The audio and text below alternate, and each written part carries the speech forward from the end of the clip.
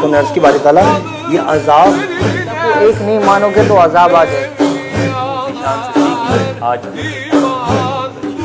سامعین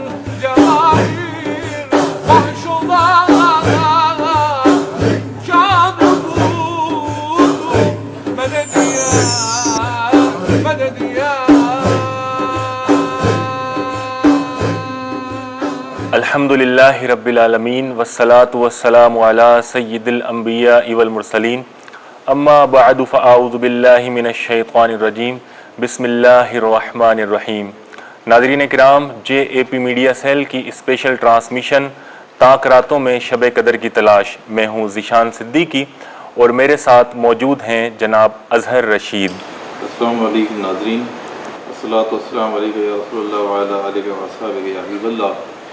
الحمدللہ ماہ رمضان کا آخری عشرہ جاری ہے.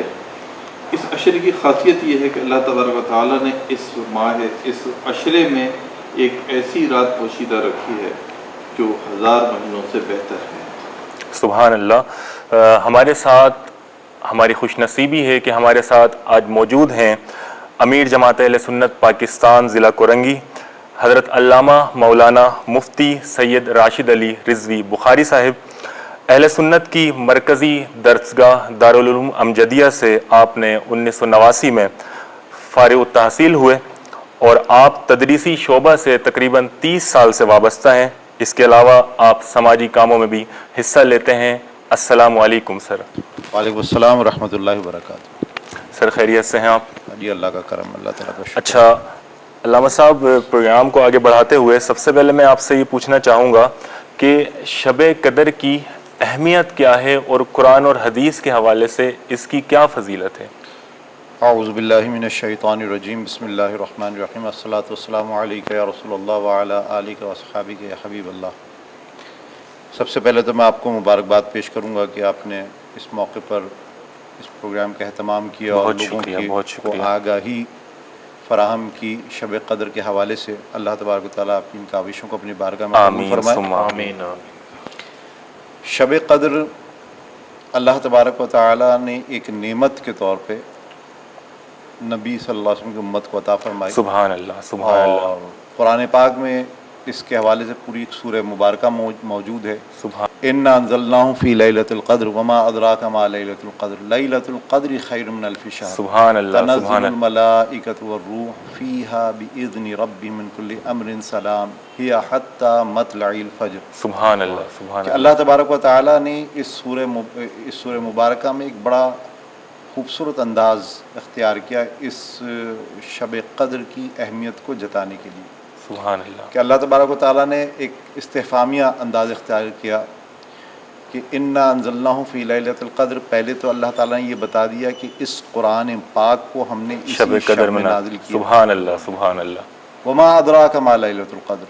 پھر استفہام ہے، سوال ہے کہ تم کیا جانتے ہو کہ قدر کیا ہے. سبحان اللہ، سبحان اللہ. پھر اللہ تبارک و تعالیٰ نے اس کے آگے فرمایا کہ یہ 1000 مہینے سے بہتر ہے. سبحان اللہ. تو اس کی اہمیت جتانے کے لیے اللہ تبارک و تعالیٰ نے طریقہ کار اختیار کیا کہ پہلے تو یہ بتا دیا کہ اہمیت یہ ہے کہ قرآن نازل ہوا. سبحان اللہ.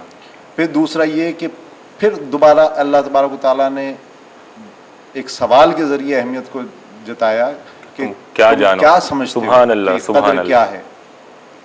پھر 1000 مہینے سے بہتر ہے. پھر یہ وہ رات ہے کہ جس میں جب جبریل امین جو ہے فجر تک آتے ہیں اور اللہ تبارک و تعالیٰ کی طرف سے سلامتی لے کر آتے ہیں. سبحان اللہ، سبحان اللہ. اب سب سے پہلے تو بات یہ کہ قدر کے معنی کیا ہے، ہم اس چیز کو سمجھیں. لفظ قدر جو ہے وہ قیمتی شے کے لیے بھی بولا جاتا ہے، بے شک، اور ایک انمول چیز کے لیے بھی بولا جاتا ہے. بے شک. اس کو لیلۃ القدر اسی لیے کہا جاتا ہے کہ یہ انتہائی قیمتی رات ہے سبحان اللہ، اور سبحان اللہ. انتہائی عظمت والی رات ہے. سبحان عظمت کے لیے بھی استعمال کیا جاتا ہے قدر کا لفظ. تو عظمت والی رات ہے. اس حوالے سے قرآن پاک میں تو اس کے واضح طریقے سے ذکر موجود ہے اس رات شب مبارک کا، اور اس میں اللہ تبارک و تعالیٰ نے بڑے واضح طریقے سے اس کی فضیلت ذکر کر دی کہ ایک تو یہ کہ قرآن نازل ہوا. اچھا علامہ صاحب، یہاں پر آپ نے ارشاد فرمایا کہ قرآن نازل ہوا. اب جس رات قرآن نازل ہوا وہ 1000 مہینوں سے افضل ہے، تو جس رات صاحب قرآن اس دنیا میں تشریف لائے وہ یہ رات کتنی مقدس ہوگی، ظاہر بات ہے کہ اس میں کوئی دو رائے نہیں ہے کہ نبی علیہ السلام جس صبح ولادت ہوئی وہ اس سے پہلے جو شب ہے وہ یقیناً اسی کا صدقہ ہے کہ یہ تمام راتیں ہمیں سبحان اللہ، یہ تمام نعمتیں ملی، لیکن وہ ایک الگ موضوع بن جاتا ہے۔ تو ہم اپنے موضوع کی طرف آتے ہیں کہ شب قدر میں نبی علیہ السلام نے بھی اس کی بڑی اہمیت ذکر کی۔ موطا امام مالک میں نبی علیہ السلام کے حوالے سے ذکر کیا گیا کہ نبی علیہ السلام کو اللہ تبارک و تعالیٰ نے ان کی امت کی عمروں سے آگاہ کیا کہ نبی صلی اللہ علیہ وسلم کی امت کی عمریں کیا ہوں گی۔ خود ایک حدیث میں ہے کہ نبی علیہ السلام نے فرمایا میری امت کی ایوریج عمر یا اوسط عمر جو ہے وہ 60 سال۔ اس حوالے سے نبی صلی اللہ علیہ وسلم تھوڑا غمگین ہوئے اور رنج ہوا کہ میری امت کو تو عبادات کے حوالے سے بہت ہی کم موقع ملے گا، بہت ہی کم وقت ملے گا کہ وہ اللہ تبارک و تعالیٰ کی عبادات کریں، کیونکہ اس سے پہلے جو امتیں ہیں ان میں تو سینکڑوں سال بالکل جو ہے عمریں ہوتی تھی، سینکڑوں ہزار سال عمر ہوتی تھی۔ اچھا علامہ صاحب، یہاں پر ہم ایک مختصر سا وقفہ لیں گے۔ ناظرین، ہم امید کرتے ہیں کہ آپ ہمارے ساتھ رہیں گے۔ ایک مختصر سا بریک ہے، انشاءاللہ پھر حاضر ہوں گے۔ السلام علیکم۔ فرشتوں نے عرض کی باری تعالیٰ یہ عذاب ایک نہیں مانو گے تو عذاب آ جائے۔ آج سامعین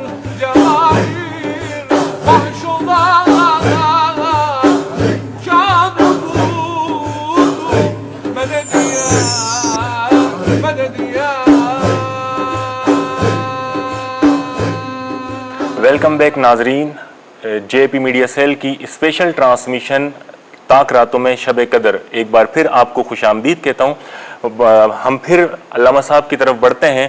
علامہ صاحب، آپ حضور صلی اللہ علیہ وسلم کی امت کی عمر کے حوالے سے بات کر رہے تھے۔ جی ہاں، ایک اور روایت میں بحیقی کی روایت ہے کہ نبی علیہ السلام ذکر فرما رہے تھے ایک سابقہ امت کے ایک فرد کی کہ جس نے 1000 سال جہاد کیا۔ سبحان اللہ۔ اب جب انہوں نے نبی علیہ السلام نے ذکر کیا تو صحابہ اکرام رضوان اللہ تعالی اجمعین جو ہے وہ تھوڑا غمزدہ ہوئے کہ پچھلی امتوں کو تو اتنا موقع ملتا تھا کہ وہ اتنے سال جہاد کرتے تھے، اتنے سال عبادات کرتے تھے، اور ہمیں یہ موقع نہیں مل رہا۔ بالکل۔ تو نبی علیہ السلام کو اس معاملے میں تفکر ہوا، اللہ تبارک و تعالیٰ نے اس پر یہ جو ہے سورہ نازل کی اور اس کے ذریعے لیلۃ القدر عطا کی۔ سبحان اللہ، اور سبحان اللہ۔ اس میں ایک بات اور بتاتا چلوں کہ نبی علیہ السلام ایک شب اپنے حجرہ مبارکہ سے باہر آئے اس ارادے کے ساتھ کہ میں آج اپنی امت کو بتا دوں، صحابہ کرام کو بتا دوں کہ شب قدر کون سی ہے۔ سبحان اللہ، سبحان اللہ۔ 21 ہے، 23 ہے، 25 ہے، 27 ہے یا 29 ہے، ان میں سے کون سی رات ہے جس کو وضاحت کر دوں اور اس کو کون سی شب قدر ہے، کہ شب قدر کون سی ہے۔ تو نبی صلی اللہ علیہ وسلم اس ارادے سے جب تشریف لائے تو 2 مسلمان مسجد میں جھگڑ رہے تھے، بحث تکرار کر رہے تھے۔ نبی علیہ السلام ان کی بحث و تکرار کو دیکھا حضور صاحب نے، اور اللہ تبارک و تعالیٰ نے نبی صلی اللہ علیہ وسلم سے اس بات کو محو کر دیا۔ اس طریقے سے نبی علیہ السلام نے نہیں بتایا کہ شب قدر جو ہے وہ کون سی رات ہے۔ اور اس میں ایک بات وضاحت کرتا چلوں کہ یہ یاد رکھیے گا کہ یہاں پر نبی صلی اللہ علیہ وسلم کے لیے بعض لوگ کہتے ہیں دیکھیں حضور صلی اللہ علیہ وسلم کو تو بھول ہو گئی، نبی صلی اللہ علیہ وسلم سے تو بھول ہو سکتی ہے۔ یاد رکھیے گا بھولنا الگ چیز ہے اور بھلایا جانا الگ چیز ہے۔ بھول جو ہوتی ہے وہ شیطانی وسوسے یا اپنی یادداشت کی کمزوری کی وجہ سے ہوتی ہے، جس سے انبیاء علیہ السلام پاک ہیں۔ انبیاء علیہ السلام سے اگر کوئی بھول ہوتی ہے تو وہ ان کی اپنی جسمانی کمزوری یا شیطانی وسوسے کی وجہ سے، شیطانی نقص کی وجہ سے نہیں ہوتی، بلکہ اللہ تبارک و تعالیٰ کی طرف سے یہ ایک عمل ہوتا ہے کہ جس کے ذریعے ان کو بھلا دیا جاتا ہے، اس میں بھی امت کی کوئی نہ کوئی بہتری ہوتی ہے۔ بالکل، امت کی کوئی نہ کوئی بہتری ہوتی ہے، اس چیز کو یاد رکھیے۔ اچھا سوال ہے کہ شب قدر لیلۃ القدر اللہ تعالیٰ نے عبادت کی رات بنائی، اور اس رات میں جو بھی عبادت کرتا ہے وہ اس کو 1000 مہینوں کی عبادت کے برابر ثواب بھی ملتا ہے۔ اب اس رات میں وہ کون لوگ ہیں یا کن گناہوں کی بخشش ممکن ہے اور کن گناہوں کی بخشش ممکن نہیں ہے؟ دیکھیں، یہ شب قدر وہ ہے کہ اگر صدق دل سے کوئی مسلمان اللہ کی بارگاہ میں توبہ کرے اور توبۃ النصوح، ایسی توبہ جس سے نصیحت حاصل ہو اور یہ عزم ہو کہ آئندہ وہ گناہ نہیں کریں گے، تو امید ہے اللہ تبارک و تعالیٰ سے کہ اللہ تعالیٰ ہر گناہ کو معاف فرما دے۔ سبحان اللہ، اس نے ضرور رکھنا چاہیے۔ لیکن یہ یاد رکھیے کہ بعض گناہ ایسے ہیں کہ اللہ تبارک و تعالیٰ نے اس کے لیے کچھ شرائط مقرر کر دی ہیں اس کی معافی کے لیے۔ مثلا حقوق العباد، جی اگر کسی نے کسی شخص کا حق غصب کیا ہے تو اللہ تبارک و تعالیٰ نے یہ اس کے ساتھ شرط رکھ دی ہے کہ میں اس وقت تک معاف نہیں کروں گا کہ جب تک کہ بندے جس شخص کا حق غصب کیا گیا وہ معاف نہ کرے۔ بالکل بالکل، اور یہ بڑی مشکل سچویشن ہو جاتی ہے کہ اگر اللہ تبارک و تعالیٰ تو بڑا کریم ہے، رحیم ہے، وہ اپنے حقوق معاف فرما دیتا ہے، لیکن جب بندوں کا معاملہ آتا ہے تو اللہ تعالیٰ نے مشروط کر دیا کہ جس کا حق آپ سے ساقط ہوا ہے، جس کا حق آپ نے غصب کیا ہے، جب تک کہ وہ معاف نہ کر دے اللہ اس وقت تک اللہ تبارک و تعالیٰ معاف نہیں کرے گا۔ اس کا حق ادا کر دیا جائے، یا اس کا حق ادا کر دیا جائے، اس کو راضی کر لیا جائے، تو اس طرح اللہ تبارک و تعالیٰ معاف فرما دیتا ہے۔ تو یہ ایک جو ہے مشکل امر ہوتا ہے یہاں پر کہ جہاں پر حقوق العباد کی وائلیشن ہو، جیسے والدین کے نافرمان، بالکل یا والد یا والدہ اگر راضی نہیں ہے تو اللہ تبارک و تعالیٰ بھی راضی نہیں ہے۔ یاد رکھیے گا، اس میں ایک دلچسپ بات آ گئی تو اس سے بات کرتا چلوں کہ ہمارے یہاں عام طور پہ یہ ہوتا ہے کہ ماں کے قدموں تلے جنت ہے۔ اس میں کیا ہوتا ہے کہ اولاد ماں کی بڑی خدمت عموماً کرتی ہے اور بڑا خیال کرتی ہے، لیکن باپ کو نظر انداز کرتی ہے، جبکہ وہ یہ حدیث بھول جاتے ہیں کہ باپ کے غصے میں رب کا غصہ ہے۔ بالکل، اور جب باپ کو جنتی کا مرکزی دروازہ بھی قرار دیا گیا، اور جب رب کا غصہ ہو تو وہ جنت کا دروازہ پا کیسے سکتا ہے؟ اللہ اکبر، صحیح ہے نا؟ اللہ اکبر۔ تو اس حوالے سے یاد رکھیے گا کہ جہاں اللہ کے نبی صلی اللہ علیہ وسلم نے یہ فرمایا کہ ماں کے قدموں تلے جنت ہے، وہیں یہ بھی فرمایا کہ باپ کے غصے میں رب کا غصہ ہے، تو باپ کو بھی ناراض نہیں کرنا چاہیے، یا اسی طرح اور کسی کے حقوق کی حق تلفی نہیں کرنی چاہیے۔ اگر کسی بھی حیثیت سے، میں استاد ہوں تو اپنے طلبہ کی حق تلفی نہ کروں، میں معالج ہوں تو اپنے مریضوں کی، جو میرے پیشنٹس ہیں، ان کی حق تلفی نہ کروں، اسی طریقے سے میں محلے دار ہوں تو اپنے پڑوسیوں کی حق تلفی نہ کروں۔ اور آخری بات جو میں کہتا چلوں گا اس موقع پر کہ ہم حق لینے کی تو باتیں کرتے ہیں کہ ہمارا حق مارا گیا، لیکن کبھی ہم یہ نہیں کہتے کہ ہم حق دیں۔ تو ایک بات یاد رکھیے گا، حق ادا کرتے رہیے، کوئی آپ کا حق ادا نہیں کرتا اس کو بھول جائیے۔ بالکل، اللہ تبارک فرشتوں نے عرض کی باری تعالیٰ یہ عذاب کو ایک نہیں مانو گے تو عذاب آ جائے۔ آج سامعین،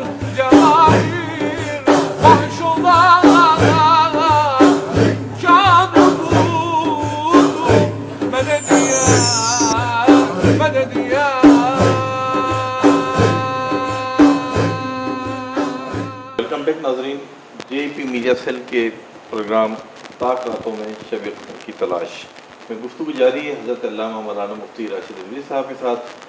دھیما لہجہ اور متعلل گفتگو آپ کی شناخت ہے۔ آپ سے سوال ہے جہنا کہ شب قدر میں اجتماعی عبادت کرنا کیسا ہے؟ اجتماعی عبادت تو اسلام کا مزاج ہے، اجتماعیت جو ہے نا اسلام کا مزاج ہے۔ آپ دیکھیں کہ نماز با جماعت کا حکم ہے، سبحان اللہ، روزہ ایک ساتھ پوری دنیا میں شروع ہوتا ہے، بے شک، حج اجتماعیت کی ایک بہت بڑی علامت ہے۔ تو یہ مزاج ہے اسلام کا کہ وہ اجتماعیت پہ زور دیتا ہے۔ سبحان اللہ، سبحان اللہ۔ ہاں یہ ضرور ہے کہ نوافل کو اللہ کے نبی صلی اللہ تعالیٰ علیہ وسلم نے چھپا کر ادا کرنے کا حکم دیا، ٹھیک، لیکن جہاں یہ امکانات ہوں کہ اگر ہم گھر میں رہے تو نہیں ادا کر سکیں گے اور مجلس میں ہوں تو مجلس میں ہوں گے تو ادا کر لیں گے، تو اس صورت میں پھر بہتر یہ ہے کہ مجلس میں ادا کر لیا جائے۔ اچھا، اس میں کی تربیت بھی ہو جاتی ہے لوگوں کی، اور جنہیں اس میں کچھ نہیں آتا، جنہیں کچھ نہیں آتا وہ سیکھ بھی لیتے ہیں، اور ساتھ ساتھ یہ بھی ہوتا ہے کہ وہ خوش و خضوع کے ساتھ ایک دوسرے کو دیکھ کر وہ عمل پورا کر لیتے ہیں۔ سبحان اللہ، بہت تو خوبصورت۔ اس حوالے سے یہ ایک اچھا عمل ہے۔ ہاں یہ ضرور ہے کہ ہم کہیں مرد حضرات جو چلے جاتے ہیں اجتماعی طور پہ، تو گھر میں خواتین اس طرف توجہ نہیں دے پاتی ہیں، تو اس کا اہتمام گھر میں بھی کرنا چاہیے کہ گھر کی خواتین کو یا محلے کی خواتین کو کسی ایک جگہ یا خاندان کی خواتین کسی ایک جگہ جمع ہو کر اس شب میں عبادات کریں، تاکہ ایک ماحول بنے، اور ماحول بنتا ہے تو انسان کا دل بھی چاہتا ہے کوئی کام کرنے کا۔ یہ ہمارا عمومی رویہ ہے، بالکل، اور عمومی طور پہ انسان اسی طریقے سے ریئیکٹ کرتا ہے۔ بہت کم لوگ ہوتے ہیں جو تنہائی پسند ہوتے ہیں یا تنہائی میں کوئی کام کرنے کو زیادہ اچھا پرفارم کر سکتے ہوں۔ بہت سے اکثریت ایسی ہے کہ جو کہ اجتماعی طور پر عبادت کرنے کو بہتر ہے کہ اجتماعی عبادت کر لی جائے، اس میں کوئی حرج نہیں ہے۔ اچھا علامہ صاحب، اس ضمن میں ایک سوال یہ بھی ہے کہ اس رات میں نوافل ادا کیے جائیں، تلاوت کی جائے، یا اس کے علاوہ بھی کچھ اور کام ایسے ہیں جو عبادت تصور کیے جا سکتے ہیں اور وہ بھی کیے جائیں تو عبادت کو درجہ پائیں گے؟ اچھا، اس سوال میں جو بات سمجھنے کی ہے، بہت اہم سوال ہے، اور بات سمجھنے کی ہے وہ یہ یاد رکھیے گا کہ مسلمان اس کا کوئی بھی کام یا تو ثواب ہوگا یا گناہ ہوگا۔ سبحان اللہ، سبحان اللہ، بہت پیاری بات ہے نا، یہ بات یاد رکھیے، دین سے باہر مسلمان کا کام ہو ہی نہیں سکتا۔ سبحان اللہ، یہ یاد رکھیے گا۔ ہمارے بہت سے لوگ یہ بات کہہ دیتے ہیں کہ فلاں کام، یہ تو دین کا، یہ دنیاوی کام ہے، یہ دین کا کام نہیں، دین کا کام ہوگا تو وہ بدعت ہو جائے گی، دنیاوی کام ہوگا تو بدعت نہیں ہوگی۔ یاد رکھیے، مسلمان ہونے کی حیثیت سے مسلمان کا کوئی کام بھی دین سے باہر نہیں ہے۔ سبحان اللہ، یا تو ثواب ہوگا یا گناہ ہوگا۔ اگر غلط کام ہے تو گناہ ہوگا، صحیح کام ہوگا تو ثواب ہوگا۔ یہ بات یاد رکھیے گا۔ اب اس رات میں کون سے ایسے کام کیے جائیں کہ جس سے اس رات سے سارے فیوز و برکات حاصل کیے جا سکتے ہوں؟ تو یاد رکھیے گا کہ ذکر و اذکار بھی ہو سکتا ہے، اللہ کا ذکر کیا جائے، اللہ کے نام کی تسبیح پڑھی جائے، اللہ کی صفات کا ذکر کیا جائے، اور اسی طرح نبی علیہ السلام پہ درود و سلام پڑھا جائے۔ اور یہ مغفرت کی رات ہے تو اس میں خوب دعائیں بھی مانگی جائیں، اور نفل عبادت بھی کی جائے۔ جس کی قضاء عمری ہے، فرض چھوٹے ہوئے ہیں، وہ اس رات قضاء عمری بھی ادا کرے۔ اور ایک بات یاد رکھیے گا کہ نبی علیہ السلام کی حیات مبارکہ میں جب ہم دیکھتے ہیں تو ایک دفعہ دیکھتے ہیں کہ نبی علیہ السلام مسجد نبوی میں تشریف لائے تو ایک گروہ وہ تھا جو ذکر و اذکار میں مشغول تھا، سبحان اللہ، سبحان اللہ، ایک گروہ وہ تھا جو نوافل میں مشغول تھا، اور ایک گروہ وہ تھا کہ جو دین سیکھنے اور سکھانے میں مشغول تھا۔ نبی صلی اللہ علیہ وسلم پہلے ایک گروہ پہ گزرے، خوشی کا اظہار فرمایا، پھر دوسرے گروہ پہ گزرے، خوشی کا اظہار فرمایا، جب تیسرے گروہ ان کے اوپر کہ جو دین سیکھ رہے اور سکھا رہے تھے ان کے پاس پہنچے تو نبی علیہ السلام نے فرمایا کہ میں پسند کرتا ہوں کہ میں اس محفل میں بیٹھوں۔ سبحان اللہ، سبحان اللہ۔ اس رات کو دین سیکھنے سکھانے کے حوالے سے بھی ہمیں اس رات کو گزارنی چاہیے کہ ظاہر بات ہے جذبہ ہوتا ہے لوگوں کے پاس کہ آج عبادت کا، اللہ تبارک و تعالیٰ سے رجوع کا، تو اس میں دین کو سیکھنے سکھانے میں بھی گزارے۔ بہت خوبصورت جواب ارشاد فرمایا۔ اچھا علامہ صاحب، نزول قرآن کے حوالے سے شب قدر کی کیا اہمیت ہے؟ دیکھیں، قرآن پاک نے فرما دیا انا انزلناہ فی لیلۃ القدر، کہ اس شب قدر میں ہم نے قرآن نازل کیا۔ اچھا، اب قرآن نازل کرنا کن معنوں میں ہے؟ ویسے تو ہم یہ دیکھتے ہیں کہ نبی علیہ السلام کو وہی مختلف اوقات آتی رہی، اس طرح 23 سال میں قرآن پاک کی نزول کی تکمیل ہوئی، لیکن اللہ تبارک و تعالیٰ یہاں فرمایا انا انزلناہ فی لیلۃ القدر۔ سبحان اللہ۔ تو یا ایک اس کا جواب یہ بنتا ہے کہ یا تو قرآن کی نزول کی ابتدا اس رات سے ہوگی، سبحان اللہ، اور ایک جواب یہ بنتا ہے جو بزرگ مفسرین کرام نے احادیث کی روشنی میں، نبی صلی اللہ علیہ وسلم کے فرمان کی روشنی میں جو جواب اخذ کیا، وہ یہ کہ اللہ تبارک و تعالیٰ نے لوح محفوظ سے قرآن پاک اس رات میں قلب مصطفیٰ پہ پورا نازل فرما دیا۔ سبحان اللہ، سبحان اللہ، بہت خوبصورت۔ فرشتوں نے عرض کی باری تعالیٰ یہ عذاب کو ایک نہیں مانو گے تو عذاب آ جائے۔ آج سامعین،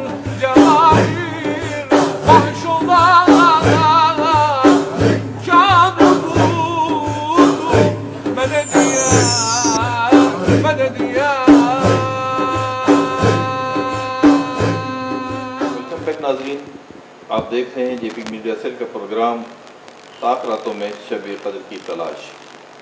ہماری علامہ صاحب سے گفتگو جاری ہے۔ علامہ صاحب یہ فرمائیے گا کہ تراویح میں ختم القرآن کیا صرف 27ویں شب کو ہی کیا جا سکتا ہے؟ یہ بہت اہم سوال موجودہ حالات کے حوالے سے آپ نے پوچھا۔ ایک بات تو یہ یاد رکھیے گا کہ تراویح سنت موقدہ ہے، لیکن تراویح میں ختم قرآن مستحب ہے، یہ بات یاد رکھیے گا، ٹھیک ہے نا۔ اور تراویح چاند دیکھ کر چاند دیکھنے تک، یعنی رمضان کے چاند سے عید کے چاند تک ہے، سبحان اللہ۔ اس چیز کو بھی یاد رکھیے گا کہ یہ نہیں کہ تراویح ختم قرآن ہو گیا، تراویح ختم، جیسے ہمارے یہاں 5 روزہ 6 روزہ 10 روزہ تراویح ہوتی ہے، بس ختم قرآن ہوا اس کے بعد تراویح بھی ختم ہو گئی، بالکل یہ غلط تصور ہے۔ تراویح چاند دیکھ کر چاند تک، یعنی پورے رمضان تراویح ہے، ٹھیک ہے نا، اور یہ سنت موقدہ ہے۔ اب اس میں ختم قرآن کی محفل جو ہے اس کا بزرگوں نے طریقہ رکھا کہ کوئی بھی طاق رات، چونکہ ان طاق راتوں میں سے کوئی ایک رات جو ہے وہ شب قدر ہے، سبحان اللہ، اور یہ کنفرم نہیں، نبی صلی اللہ علیہ وسلم نے جیسے ذکر کیا، نبی صلی اللہ علیہ وسلم ایک دن بتانے نکلے بھی تو 2 اشخاص کے جھگڑے کی وجہ سے اللہ تبارک و تعالیٰ نے نبی صلی اللہ علیہ وسلم کے ذہن سے محو فرما دیا اور امت کو نہیں پتہ چل سکا۔ تو اب یہ 5 راتوں میں سے کوئی ایک رات، یہ تو کنفرم ہے کہ 5 راتوں میں سے کوئی ایک رات ہے کہ جس میں شب قدر ہے، جس میں نبی صلی اللہ علیہ وسلم نے اس کی علامت بھی بتائی کہ بڑی پرسکون رات ہوگی، اس کا چاند بہت روشن ہوگا، اور جب صبح سورج نکلے گا نا تو اس سورج میں کرنیں نہیں ہوں گی، وہ بڑا ٹھنڈا سا سورج ہوگا۔ سبحان اللہ، یہ نبی علیہ السلام نے علامت بتائی ہے شب قدر کی۔ اور گرمی بھی شدید ہوگی تو اس رات کچھ نہ کچھ ٹھنڈ اور خنکی ہوگی، موسم بہت خوشگوار ہوگا۔ تو اب 27ویں کو ختم کرنے کا جہاں تک معاملہ ہے، بہت سے بزرگوں نے یہ اندازہ کیا کہ 27ویں کو شب قدر ہے، تو اس حوالے سے 27ویں شب کو برکت کے لیے ختم کرتے ہیں، لیکن واجب نہیں ہے، ضروری نہیں ہے۔ یہ کسی بھی، یہ 21 کو بھی ہو سکتا ہے، یہ 23 کو بھی ہو سکتا ہے، 25 کو بھی ہو سکتا ہے، 29 کو بھی ہو سکتا ہے، اور طاق کے بجائے جفت راتوں میں بھی ہو سکتا ہے ختم قرآن۔ ایسا نہیں ہے کہ تصور یہی ہے، لیکن کیونکہ وہ طاق راتوں میں شب قدر کو تلاش کرنے کا حکم ہے، اس حوالے سے یہ بات۔ علامہ صاحب اپنی بات کو کنٹینیو رکھتے ہوئے آخر میں ایک پیغام کہ ہم کس طرح سے اپنے آخری عشرے کو گزاریں، طاق راتوں کو گزاریں، پھر ہم پروگرام کے اختتام کی طرف بڑھیں گے، یہ بھی ارشاد فرما دیں۔ دیکھیں، رمضان کے شروع سے ہی ہمیں ایک ماحول بنانا چاہیے کہ اللہ کو راضی کرنا ہے۔ نبی علیہ السلام کی حدیث مبارکہ ہے کہ بدنصیب ہے وہ شخص کہ جس نے رمضان پایا اور مغفرت نہ کرائے۔ اللہ اکبر، کہ رمضان ایک ایسا عظیم مہینہ ہے کہ جس میں اللہ تعالیٰ کی بخشش و مغفرت حاصل کرنا بہت آسان ہو جاتا ہے، اور بدنصیبی ہے کہ نہیں آدمی جو ہے وہ حاصل کر سکے۔